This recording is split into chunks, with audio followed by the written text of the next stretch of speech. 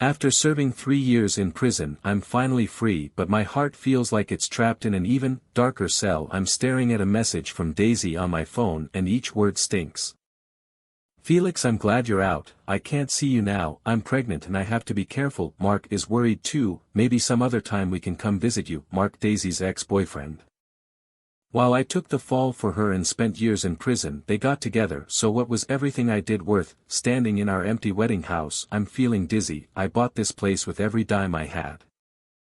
Before going to prison, thinking it would be our happy home after the wedding, but that was just a fantasy. Most of the stuff is cleared out, but traces of life remain. Wall has dozens of photos of Daisy and Mark. Looking cozy on their trips, there they are by the mountains, by the lake, even on a cruise. It's like they're flaunting every moment they shared. A vase holds wilted champagne roses, Daisy's favorite, the card still attached. A sign of love for the flowers, the card, may we be each other's love for life. When we first got this place done, Daisy was thrilled about decorating it with things she loved. She dreamed about filling it with plants and cats. I can still feel her arms around my neck, asking if I'd always treat her well. I didn't hesitate. Of course, you're my love for life.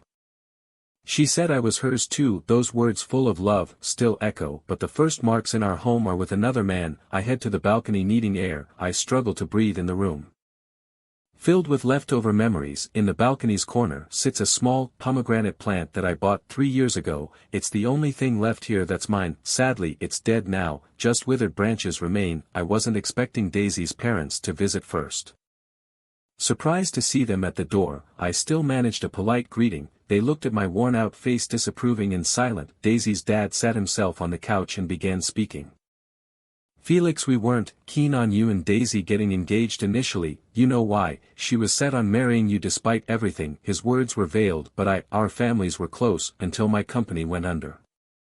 When I was in middle school and my parents, they couldn't take it. They left me only a house, using everything else to pay debts. It left me and Daisy mismatched from the start. He coughed before continuing. You shouldn't have broken the law. That kind of background is hard for us to accept, and this situation is hard on Daisy. She's 8 months pregnant now. We can't make her. You need to move on. I smirked bitterly, staying silent. Daisy's mom jumped in, sharp-tongued and harsh. Even if Daisy didn't end things, I'd never agree with your record. You'd stain our name. Felix, we are someone in this town.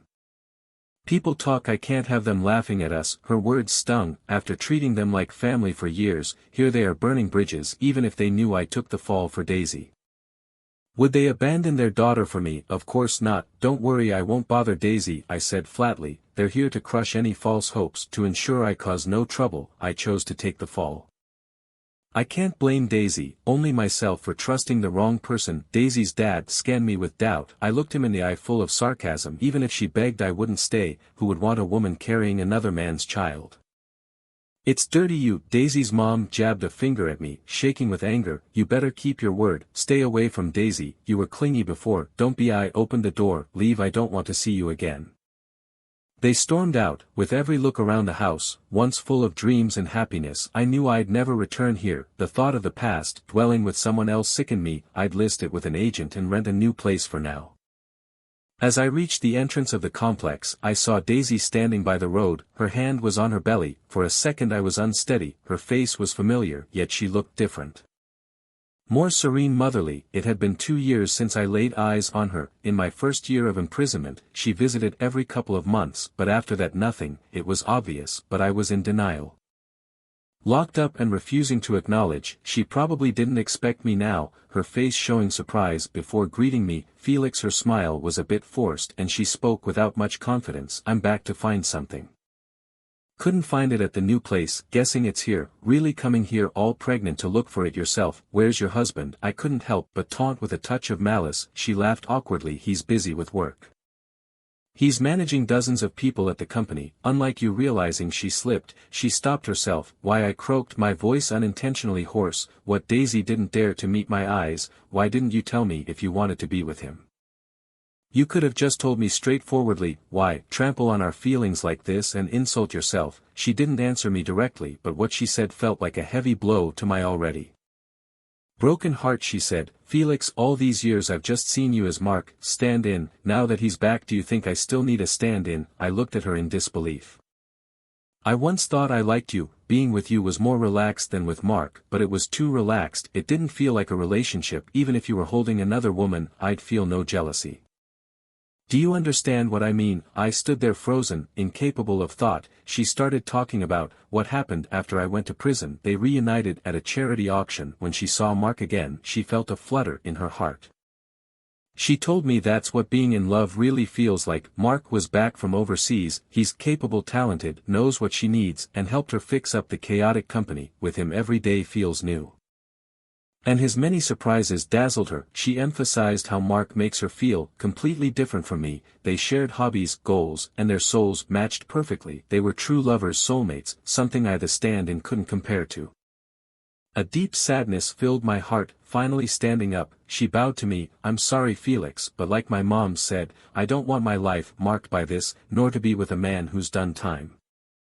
Let's part on good terms. Her words struck a nerve and I yelled, didn't I go to prison to take the fall for you? Aren't you afraid of karma? Daisy looked at me with disappointment, pulling a sarcastic smile. But the evidence the police have, it all points to you. If not, why were you the one locked up, not me? I was speechless. Yes, I made that evidence and sent myself to prison. The woman before me felt like a stranger. I remember clearly 3 years ago, she cried in my arms confessing her financial fraud, so panic-stricken, so helpless. A month before our engagement, Daisy seemed distracted. During that time, there were inspections from the business office, the tax bureau, and finally the police. As the legal representative of Daisy's company, I was called in twice to assist in the investigation. I thought it was minor, something that would pass. Once investigated, how could I have known Daisy had not only committed fraud but also tax evasion involving over 50 million? One evening at dinner, she suddenly broke down crying.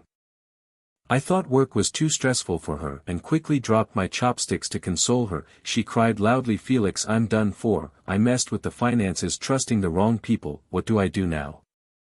Help me please. I don't want to go to jail. I'm only 26. If I go to jail, how will I live? What should I do? She sobbed desperately, clutching her chest. I reassured her, don't panic. We'll wait for the investigation results. We can pay the taxes owed and cooperate. Everything will be fine. But she cried even harder. It's too late. It's already too late. At that moment, I didn't understand what she meant by too late. Only after my trial did I realize she hadn't paid the taxes or fines by the deadline given by the tax bureau. It was as if she deserved what she got. Suddenly she looked grave. If I died, wouldn't that solve everything? I wouldn't have to go to jail. She tried to run towards the balcony, startling me into holding her tight. Daisy, don't worry, I'll take care of it. If it turns bad, I'll bear the consequences for you. This all ended with me turning myself in. I was sentenced to 3 years and had to pay a fine. Daisy was crying her heart out in the courtroom, telling me, Felix, I'll wait for you. No matter how you change, I won't leave you. Recalling all this, I laughed bitterly through tears. Felix, I'm sorry. I'll compensate for the 3 years you served, Daisy said coldly, pulling me out of my reverie. I'll compensate with 2 million. I calculated it based on your previous annual salary of 50,000. Although you only served 3 years, the extra 50,000 is for the years we've known each other. You won't get more, considering I paid a few million in fines for you, paid my fines. I never imagined such cruel words could come from her lips. Disappointment doesn't even begin to cover what I feel. I sighed deeply. What was the point of dragging this out further? Let's end this with dignity, without airing dirty laundry. The 2 million is what I owed based on my yearly salary back then. That's not less than what I deserved. Okay, make sure the payment is done quickly, I replied. Hearing me, Daisy sneered a bit, showing disappointment. But how she sees me no longer matters, I reminded her. You'd best take everything you need from the house today. I'm planning to sell it. You're selling the house? Daisy looked shocked. Isn't this the place you put so much effort into decorating? She knows how much this house means to me. And she knows how much I want to live with her. I don't know what she was thinking initially. With her financial position, she could easily buy any house, but she chose to live in the one I bought for marriage. What does selling my house have to do with you? I asked back. Daisy's face turned pale and she couldn't say a word. When I left, Daisy was still standing there, holding her stomach. Even when the taxi I called was far down the road, she stood motionless, looking a bit lonely. I thought about our past. Daisy was the one who confessed first. Daisy and I have known each other since we were kids. My parents and her family were friends back in the day. She always liked to stick around me. After my parents passed away, it was Daisy who got me through the toughest times. Later she dated Mark, but she didn't seem very happy. They were always arguing or on the verge of breaking up. Whenever she was hurt and crying she would come to me. Yeah, from that time I was just a place for her to dump her emotional trash. Suddenly I felt like I let go, watching the scenery fly by outside the car window. The heaviness in my heart lifted bit by bit. I chose the wrong person, did the wrong thing, and ended up serving 3 years in prison. What about the mistakes that belong to Daisy? What price will she pay? But within half an hour I got a call from her. Her voice was weak, trembling and a bit pleading. Felix the First had a preterm birth. The doctor says it's a difficult delivery. I'm scared and want to see you. Can you come? I didn't reply and hung up the phone. At Daisy's company's new product launch, Daisy stood elegantly on stage in a sleek white suit. She looked a bit fuller with her face round her, probably gained some weight during postpartum recovery. After I hung up that call I also blocked her. With advanced medical facilities today, difficult births can be handled with a C-section. I'm no doctor, can't save her life, and anyway it's her husband she should turn to, not me. The media did a special interview detailing her entrepreneurial journey. Later a reporter, Daisy, can you share the secret of your success with today's youth? She smiled warmly and waved to a spot in the audience. The camera turned to Mark, who was looking at her with admiration. Daisy brought the microphone to her lips and said, the secret is to have a partner willing to give their all for you. I especially want to thank my husband Mark here. Without his support and help, I couldn't have grown from a fragile little girl to who I am today. I want to take this opportunity to say thank you for being there. I love you. Cheers erupted from the audience. Daisy is radiant and sweet and Mark's handsome. With their looks, many online have been calling them the most inspiring couple of the year. I quietly exited the news page and took a sip of my energy coffee. In a daze, I thought back to when I helped Daisy start her business at the beginning of her company. There were only 4 people, besides Daisy and a finance professional. There were 2 recent graduates. Daisy grew up privileged and inherently cold and proud. She despised the greasy, middle-aged men in the business world. So the company wasn't doing much business then. I watched her little face grow weary and her once hopeful eyes slowly dim. In the end, I couldn't stand it. I resigned from my newly permanent job. I gave up my career to support her dream. That day she hugged my neck and Felix, it's so good to have you. For those words, I worked hard drinking to land business deals. After my parents went bankrupt, I learned early on to read people and know how to win favor. I'd bring appropriate gifts during meetings, not too expensive but perfectly suited to the person's interests when closing deals. To show sincerity, I'd even offer extra profit space to the salespeople. For 2 years I almost lived in the drinking scene, either driven home by a service or stumbling back myself. Liquor, beer, spirits.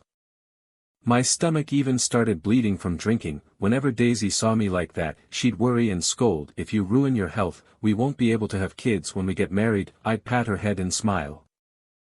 Don't worry, your boyfriend's in great shape, you can test that out. She'd laugh and punch me lightly, tears forming in her eyes, and that's how 2 years passed. The company got more and more orders, and its reputation grew. Many manufacturers even started booking with us years in advance for events. Employees grew from just a few to dozens. I built a professional website for the company detailing the projects we handled, and arranged customer service for online inquiries. We developed professional design, sales and after-sales teams. I no longer needed to personally go out for business. The 3rd year, which was also the year I went to prison, I returned to the software industry I loved, thinking both Daisy and I would progress toward our planned futures. But who knew life is full of surprises? 2 months later the house sold and my account had an extra $2 million from Daisy's compensation. Since getting out I've been sending out resumes non-stop. The companies were much lower in the industry than where I worked before prison, but typically I get cut off in the first round of interviews. Even when interviewing for sales, once they found out I'd served time, they'd politely decline. I felt pretty disheartened. Turns life in prison isn't the most hopeless part, it's when you try to rejoin society and realize no one wants to accept you. That's how Daisy's family is. Companies are the same way. Looks like I need to start my own business. I've got some funds saved up, but what can I do? Besides coding I don't really have any other skills. Maybe it's true that there's always a way. Just when I was worried, I got a call from my college buddy Ken. Where have you been these past few years? No one could reach you, you made it big and forgot about us, huh? I felt a bit awkward, but I told him the truth. I was in some trouble and spent 3 years in prison.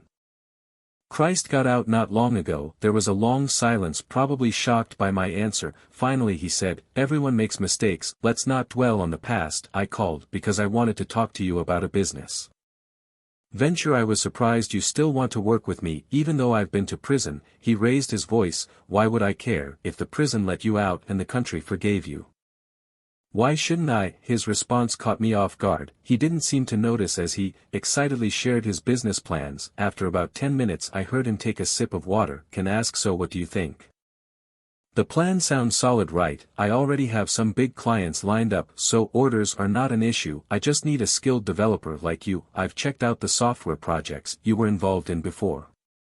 Very stable. I've also reached out to 2 other college mates. Believe me, we can make this work. His plan was impressive. It offered more potential than any job at a company. I was still surprised he reached out to me, because we weren't that close in college. But then I thought, maybe Ken is that turning point person in my life. Ken is ready to start a business. I sent some belongings ahead and brought the important stuff with me on the flight. While waiting to board I spotted a familiar figure. It was Mark, carrying a woman's handbag, holding a bunch of bags in one hand, and had his arm around a young girl, occasionally fixing her hair. They looked like they were in love. I looked closer and the girl wasn't Daisy. I couldn't help but laugh. So this is the fresh and exciting love Daisy chased after? That's pretty wild, enough to give anyone with a weak heart run for their money, but it's no concern of mine anymore. I boarded the flight to Deep City, ready to leave old memories behind. Life in Deep City was busy yet calm. Before long I met a woman who changed my life forever, my junior in college, Judy. We graduated from the same school. She was a year below me in Ken. Now, she's one of our business partners with tons of work experience, and like Ken, brought clients with her. As for me, all I could contribute was my 200 grand the first time we met. She was an engineer at a software company, there to discuss a collaboration with me. She tentatively asked, "Excuse me, are you Senior Felix?" I recognized her too. She had changed a lot since college. More composed, mature, and even more beautiful, wearing a simple white blouse and a black skirt. The classic office look had a youthful twist on her. "Judy, what a coincidence." I extended my hand. Her eyes lit up with excitement as she took my hand. "Sr, it's really you," I joked. "Haven't seen you in years." That little girl I knew has grown up, taking on such important projects. She laughed. "Are you trying to say I've gotten old?" No, I mean it," quickly denied. The project discussion went smoothly. We covered everything from tech architecture to development plans, project timelines, software testing and post-sale support. All within 2 weeks. They were very satisfied and signed the contract on the spot. The night before she headed back, Judy asked me to dinner. We went to this nice, little local restaurant with great food and atmosphere. Halfway through the meal, she asked, "Did you marry Daisy?" I was surprised she remembered Daisy. Once during a club event I brought Daisy, but she stayed just a couple of hours. Feeling awkward, I drank my tea and replied, "We divorced." Judy seemed shocked but quickly adjusted her expression. "I'm sorry." She refilled my cup and said sincerely, "It's okay, I'm still single too, so no judgment here." She smiled, her lips curled slightly. Her clear eyes were intent, making me uneasy, unsure of what to say, so I just drank the tea she poured me. Since then Judy messaged me almost daily. I'm an adult. I knew what she was hinting at, but I'm aware of my situation. Besides this startup with Ken, I've got nothing like Daisy. Judy's got a well-off background. Her folks are in public service. They'd never accept someone like me with a record. I didn't want to hold anyone back or lie to myself, so I kept my responses polite, choosing a couple of her texts to reply to harmlessly. I figured she'd move on after a while. But 6 months passed and she didn't stop. Instead she showed up upset, demanding answers. It was on Valentine's Day. I was working late past 9 p.m. tired. I took off my glasses and headed out the office door. When I got to the lobby on the first floor, I saw a familiar figure. She was wearing a French-style long dress and beige high heels, tiptoeing and peeking inside. When she spotted me she waved excitedly. "Judy, what was she doing here? Could there be an issue with the project and they sent her over to deal with it?" I pondered while I hurried over to her. "What's going on? Why are you here so late? Is there a bug in the app or some kind of emergency?" I took a deep breath to calm my quickened breath and looked at her anxiously. She frowned at me a bit displeased. What, I can only come to see you for work, not for other reasons. I was momentarily speechless, not sure how to respond, seeing my lack of reaction. She sighed softly and complained, I'm starving, I haven't eaten all day. I was stunned for a moment but quickly caught on. Let's go, I'll take you to get something to eat. Sure, let's go to that place from last time. Last time, I squinted trying to recall. Oh, that private kitchen restaurant. Without noticing, she had slipped her arm into mine. As we ate, she told me she had left her old job and planned to stay here to start a business with us. That night Judy got drunk. Despite my efforts to stop her, she kept downing drink after drink. In the end she was crying with red-rimmed eyes. She asked Felix, why don't you reply to my messages every day? Feeling a bit guilty, I said, well, I did, just been too busy with work to see them. Liar. She downed another drink and slammed the glass onto the table. I remembered the farewell party when I graduated. She had shown up somehow and was also teary-eyed and drinking non-stop. She had said, Senior, you won't forget me after you graduate, right? I laughed and replied, of course not, we might meet again someday. She raised her glass towards me and said, then I wish you and Daisy happiness. Right after she cried again, people around us were teasing and I just felt awkward. After graduation we parted ways. And I didn't see Judy again until we started working together. Now seeing her like this once more in front of me, I understood her feelings and why she couldn't hold back her tears. But I couldn't change anything. She's amazing, but I'm not right for her. Knowing there's no future, why give her false hope? Judy was swaying drunkenly. I wanted to ask where her hotel was, but she just mumbled and I couldn't understand her. I rummaged through her bag but didn't find any ID. With no other option, I took her back to my place. I rented a one-bedroom apartment. She slept in my bed and I had to make do with the couch.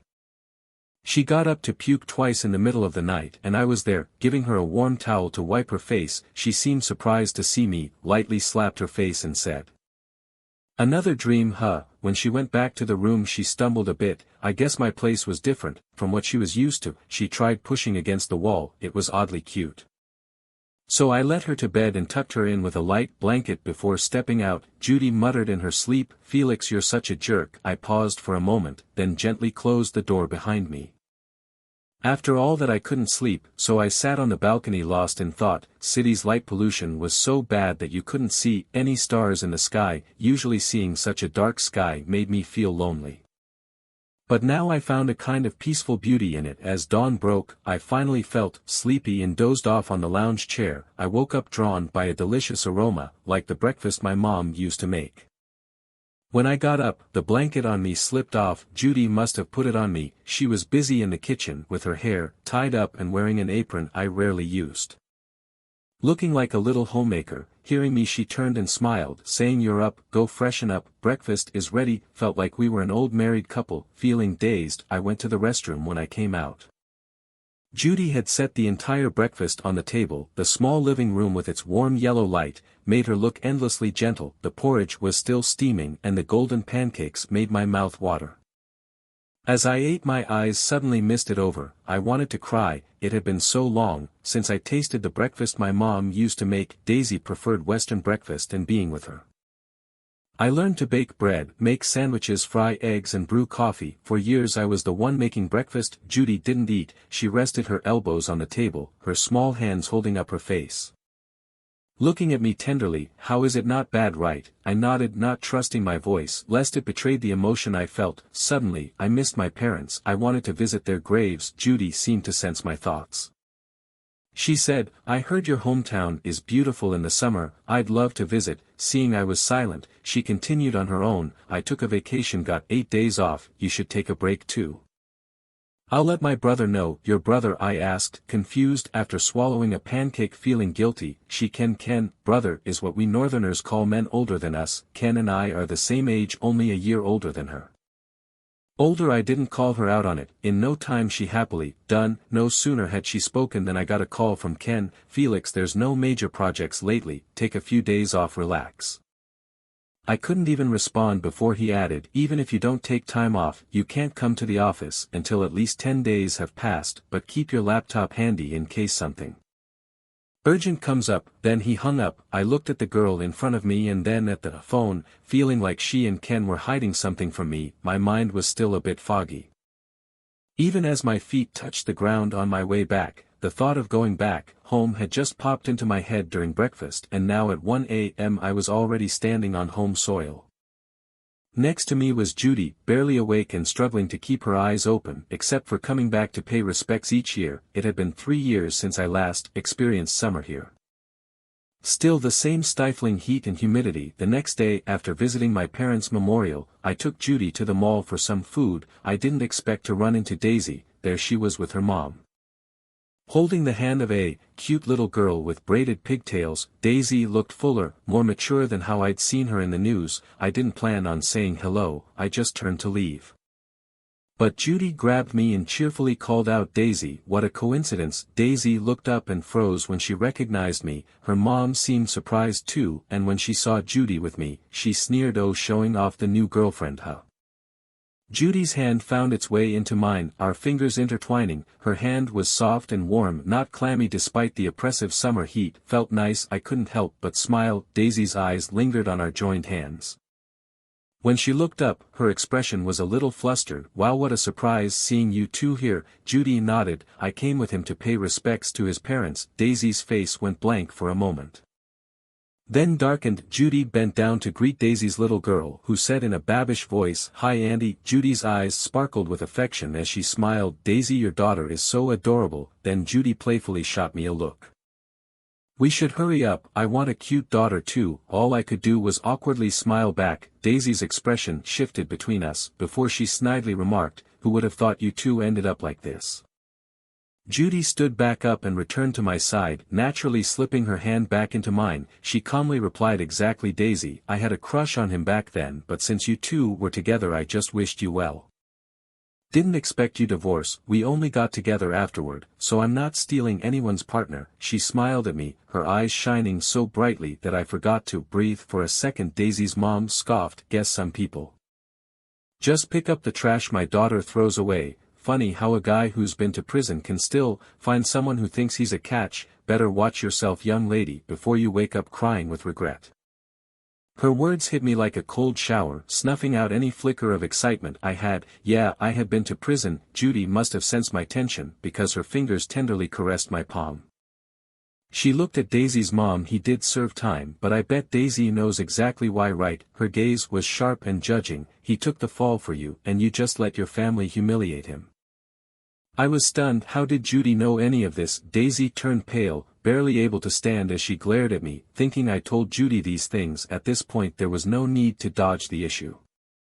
I looked Daisy in the eye. "Judy's right, I willingly took the blame for you, and getting dumped was all on me, but is it fair for your family to use my time in prison as an insult?" Daisy was about to lash out, but I cut her off. "Why is your life the only one that matters? Am I just supposed to struggle in the mire? I agreed to an amicable divorce to honor the past decade. You better tell your mom to keep quiet about my past imprisonment, because if I hear it again I won't hesitate to take this public. I don't mind going back for falsifying evidence, but everyone will see your true colors." Daisy stared at me in disbelief and stumbled back a few steps while her mom's face turned all shades of embarrassment. After they left, Judy gave me a purposeful look and said, "That's why you've been avoiding me, because of your time in jail." I've known for ages. What, her hand still in mine, she repeated. I said I knew for a long time. "I've had people keeping an eye on you, more than one." I was baffled. "Why?" She seemed exasperated, admitting in a whisper, "I just wanted to make sure you were okay. But when you ended up in prison I checked it out and know you took the rap, and later I found out about Daisy's affair. So you had your brother reach out to me before I got released to start a business together." I finished for her. Her face turned red. "How did you know I'd get out early?" I asked, genuinely curious. Her big eyes flickered like a child caught in mischief. And she whispered, "I may have pulled some strings." It was her. No wonder all my petitions for early release went so smoothly. I stared at her in surprise. Suddenly, I remembered something Ken said to me over drinks that night. "Maybe life has some surprises lined up for you, and you just don't know it yet." She is the surprise in my life. "So what's Ken to you really?" She dragged me into the restaurant. "And him? He's just my cousin from my aunt's side. That year when he said he wanted to start a business I strongly recommended you to him. That's all I see. It's not that life doesn't hold a way out." It's just that I've met my savior Judy, she's my savior, why would I keep struggling, she's already taken 99 steps forward, that last one even if it's over a massive abyss, even if it's a high peak. I'll take it. I grabbed her hand pulling on mine, wrapped her in an embrace and kissed her forehead. Thank you, I love you. The reply was a voice almost choking with emotion. Felix, you don't know I love you more. Daisy's epilogue. I've gotten divorced again. When my daughter was 3, Mark cheated with the new intern secretary at my company. He secretly transferred most of our assets. And by the time I realized, he barely had any savings left and there was debt racked up. That debt was reasonably invested in the company. We both had to bear it, but he had already taken control of the company. If he said it was a loss, it was a loss. I hired a professional lawyer to help me with the case, but unfortunately I lost. On the day of the divorce, I hit Mark hard with a baseball bat. He didn't dodge, he just looked at me with guilt and said, if hitting me makes you feel better, I won't fight back, but the divorce will happen for sure. His determination was cruel. I cried. He didn't even console me.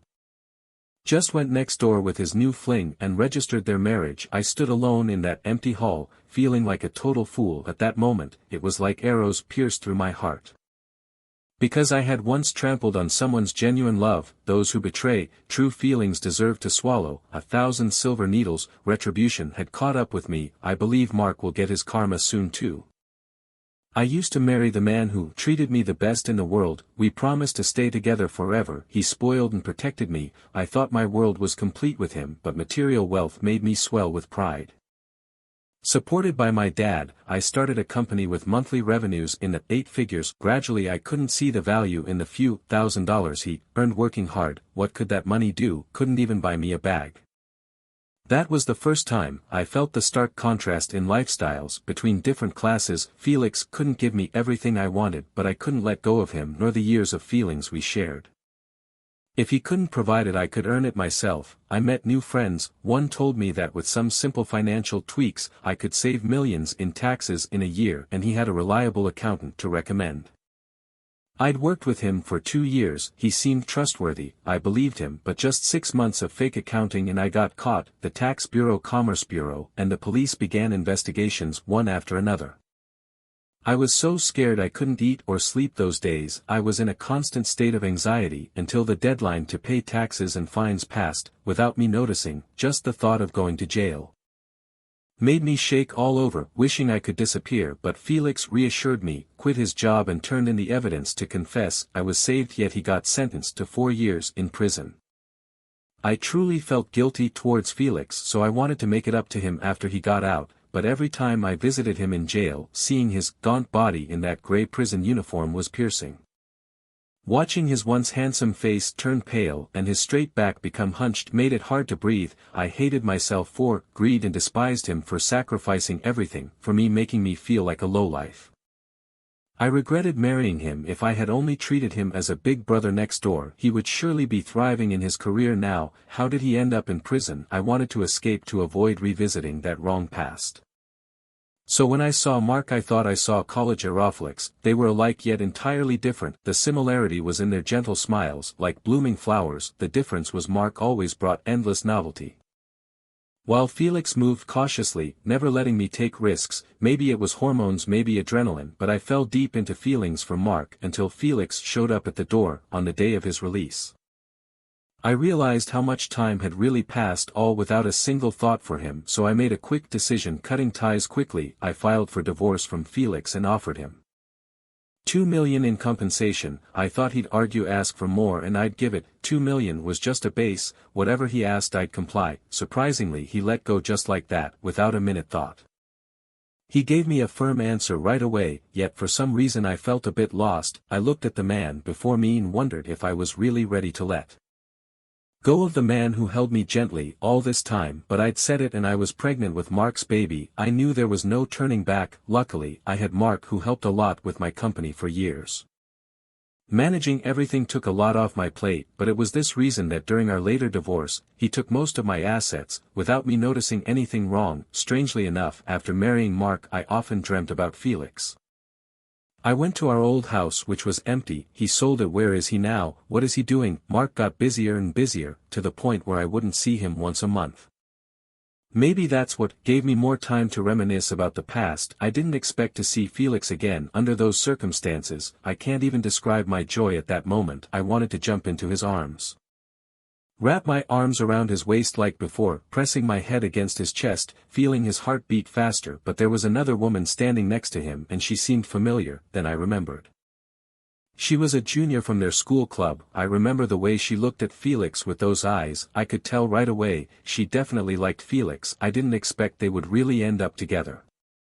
Their hands were tightly intertwined and the way he looked at her was filled with love. Jealousy was driving me crazy, so when my mom said those things I didn't stop her. In my mind I thought, if she leaves him over it, that would be just fine. I didn't even consider whether I could be with him again after that. But he didn't just let it go. He got mad and blamed me. He warned me that if my mom said stuff like that again, he would put me on blast online. I didn't believe he would do that. He wouldn't dare. My mom took Lucy back to their villa. Lucy is my daughter, and I stumbled home lost.